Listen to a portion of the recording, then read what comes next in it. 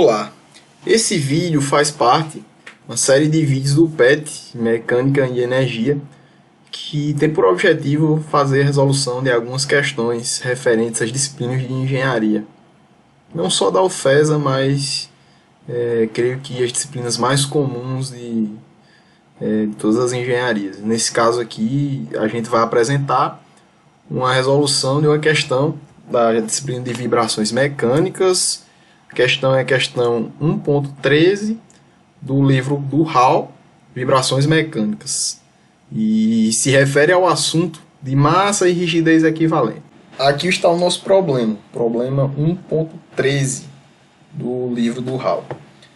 Determine a constante elástica equivalente e a massa equivalente do sistema mostrado na figura 1.65, que é essa figura que está aqui no slide, com relação a θ. Admita que as barras AOB e CD sejam rígidas com massa desprezível, ou seja, a barra que liga M1 a M2, essa barra central, ela não se deforma e tem uma massa desprezível. Além disso, a barra que liga M2 a M, barra CD, também tem massa desprezível e não se deforma, uma barra rígida. Primeiramente, o que é que a gente precisa saber? A gente precisa saber que o somatório das energias cinética e potencial individualmente corresponde às respectivas energias equivalentes. Ou seja, para resolver esse tipo de questão, existem dois métodos. Existe digamos assim, um método mais simples, que é a associação de molas, certo? Que são as molas, as associações em série, as associações em paralelo. Você faz lá a associação em série, o produto pela soma das rigidezes, no caso de duas molas, né? No caso mais genérico, mais comum, e a soma das rigidezes das molas para o caso das molas em paralelo, certo? Nesse caso dessa questão em si, você não tem como fazer isso para o sistema como um todo. A gente só vai ter como fazer isso para essas duas molas aqui, K2 e K3, que estão associadas em série. Ou seja, elas estão submetidas à mesma força, ok?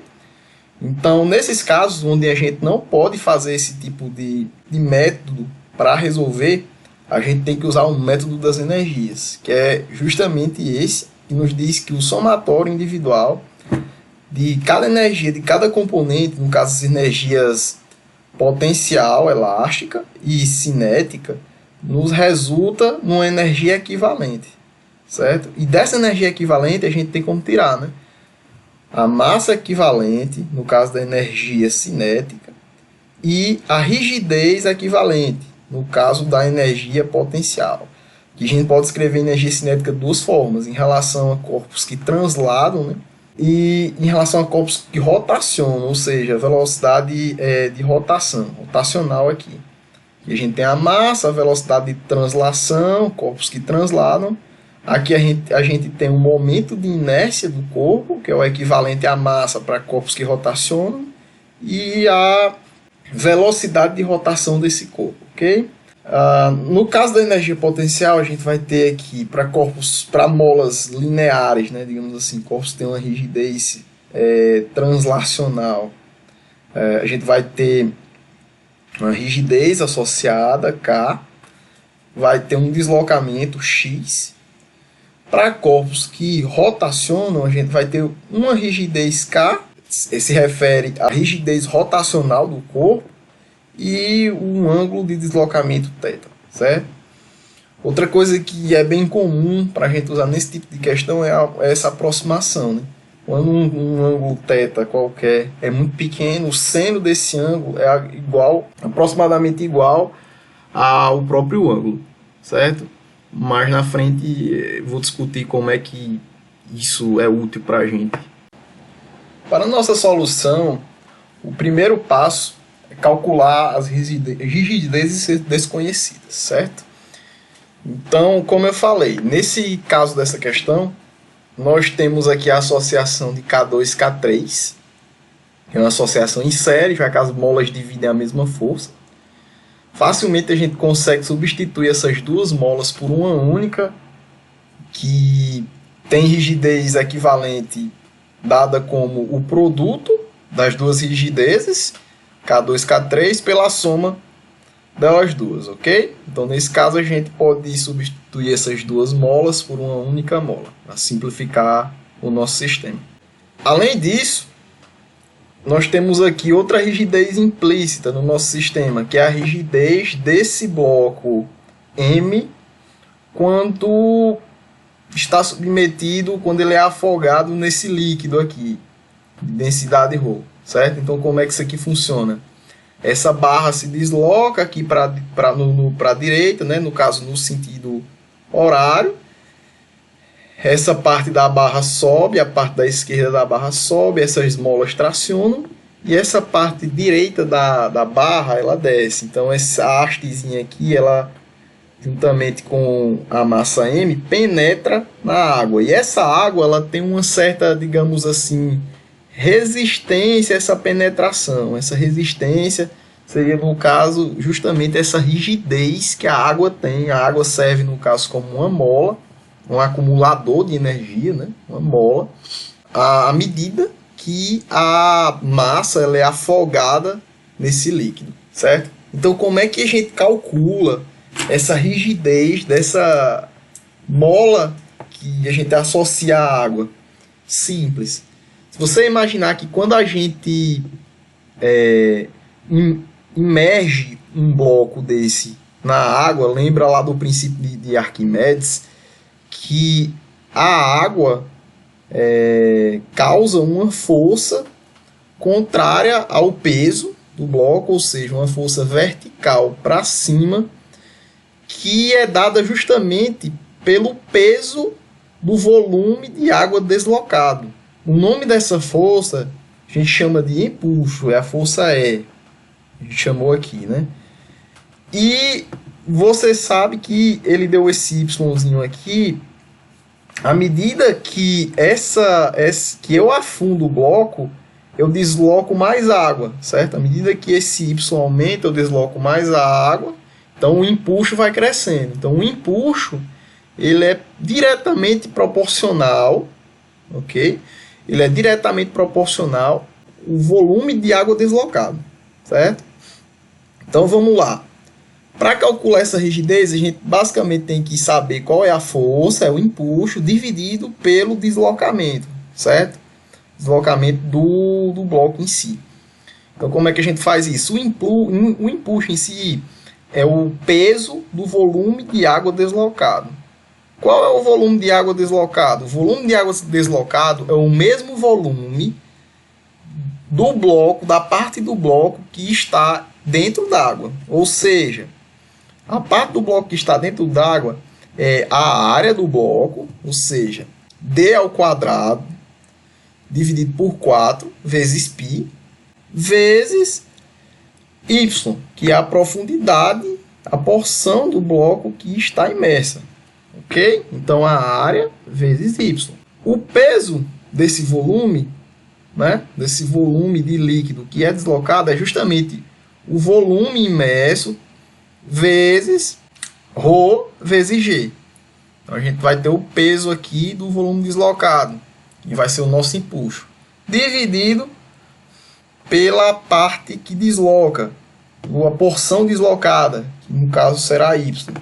Então, a gente elimina o Y aqui e fica com ρGA. Então, ρGA vai ser a nossa rigidez associada a um elemento de mola, que existe aqui para representar essa rigidez da água. Ok? Próximo passo vai ser calcular os deslocamentos e as velocidades associadas aí aos componentes. Para a questão da energia cinética, a gente vai ter as velocidades, e para a questão da energia potencial elástica, a gente vai ter os deslocamentos que são necessários. Uma questão pede, a gente tem que calcular tudo em relação a θ, ok? Tudo em relação a θ. Então, calculando todas as velocidades, todas as rigidezes em relação a θ, a gente consegue eliminar o θ da jogada, já que é um sistema de 1 grau de liberdade, né? E deixar a rigidez equivalente e a massa equivalente só em função das coisas que a gente tem, né? Das massas, das rigidezes, certo? Então, vamos lá. Calculando aqui a velocidade para a massa M1, a gente vai ter θ ponto, no caso é a velocidade de rotação do ponto O aqui, da barra em relação ao ponto O, essa barra no caso ela só rotaciona em relação ao ponto O, vezes L1, no caso é o raio, né? Velocidade tangencial é a velocidade de rotação vezes o raio, θ ponto vezes L1, que é o raio em relação a M1. Então a gente vai ter uma velocidade aqui que representa θ ponto, ok? Para a velocidade da massa 2, mesma lógica, que é igual à velocidade da massa m, θ ponto vezes L3, que é a distância entre o ponto O, que está pivoteada a barra, as massas M2 e M.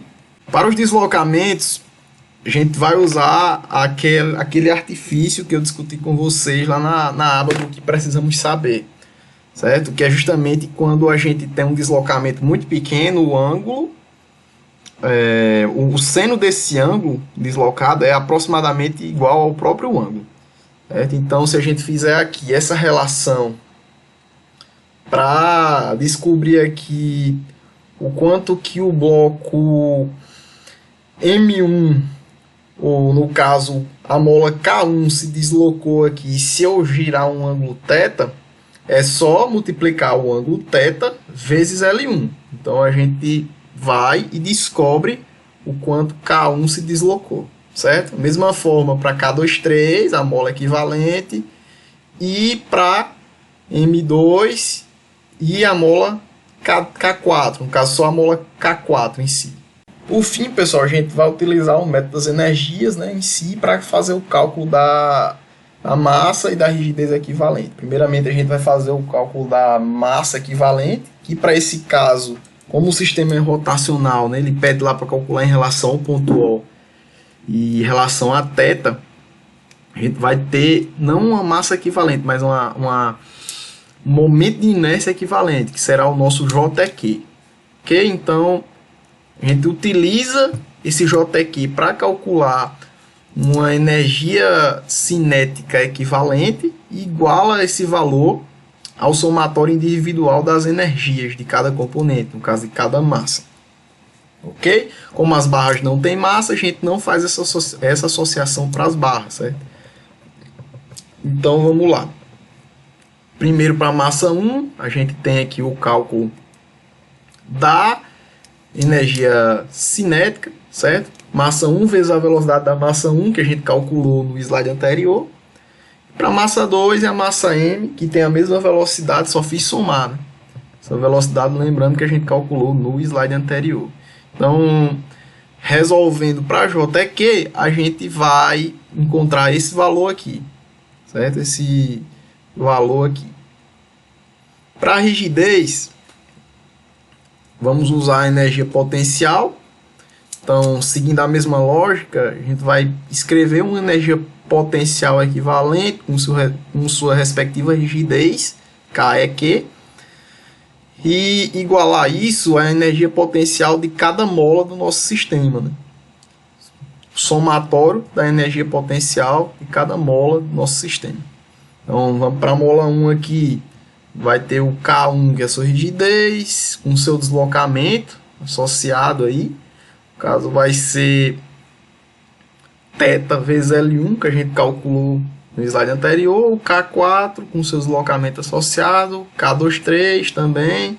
E o KT, né, que é a da mola de torção em si, que o deslocamento é o próprio θ. Né? Então, a gente tem que escrever tudo em função de θ para fazer ele sumir e ter a rigidez e a massa, no caso, em relação somente às coisas que a gente tem, as variáveis que a gente tem, né? Então, substituindo o valor de K23 e resolvendo o K equivalente, se vocês quiserem substituir o K4 também, só fiquem à vontade, só calcular a área e multiplicar pela gravidade e pela densidade do fluido, que ele dá lá na questão, certo? Então, pegando esses valores e colocando aqui no resultado do KEQ, você tem o resultado final, rigidez equivalente aí total. Então, para que a gente faz isso, né? No frigir dos ovos, quando a gente tem um sistema mais complexo como esse, a gente quer calcular, por exemplo, a frequência natural. É bem difícil você calcular a frequência natural só olhando para aquilo ali sem... Você não tem, né, uma massa só, né, uma rigidez só para fazer esse cálculo. Então a gente pega, calcula essas equivalentes e usa, por exemplo, para calcular a frequência natural do sistema. Você substitui tudo aquilo, toda aquela barra com aquelas molas, massas, por uma massa só, com uma mola associada, um sistemazinho massa-mola mais simples. Então é isso, pessoal.